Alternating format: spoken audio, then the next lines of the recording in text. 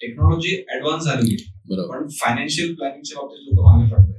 याचे काय रिझन्स आहेत? फायनान्शियल प्लॅनिंगच्या बाबतीत लोक मागे पडतात त्याचे मेन रिझन ही फार कॉम्प्लेक्स आणि जटिल प्रोसेस आहे. पहिली गोष्ट, या प्रोसेसमध्ये तुम्हाला स्ट्रॅटेजी, टॅक्टिक्स सर्व काही गोष्टी आहेत त्या ऑन पेपरवरती आणाव्या लागतात. जसे तुमचे गोल्स आहेत, तुमचे ऑब्जेक्टिव्ह आहे, इन्कम आहे, कॅश फ्लो आहेत, या सर्व गोष्टी एका पेपरवरती, ज्याला आपण डॉक्युमेंटेड प्लॅन म्हणतो, त्यामध्ये तुम्हाला रिस्क मॅनेजमेंट, इन्फ्लेशनला कन्सिडर करावं लागतं आणि मग गोल्स ऑब्जेक्टिव्हला सेट केल्यानंतर तुमचं डायव्हर्सिफिकेशन प्रॉपर होतो.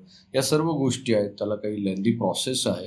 ही प्रोसेस लोकांना फॉलो करायला आवडत नाही, कारण लोकांना या प्रोसेसमध्ये डिसिप्लिन असतो, कमिटमेंट असते आणि डिसिप्लिन, कमिटमेंट मोस्टली सर्वसाधारण व्यक्तीला आवडत नाही, म्हणून या प्रोसेसमध्ये जास्त लोक येण्याचं टाळतात.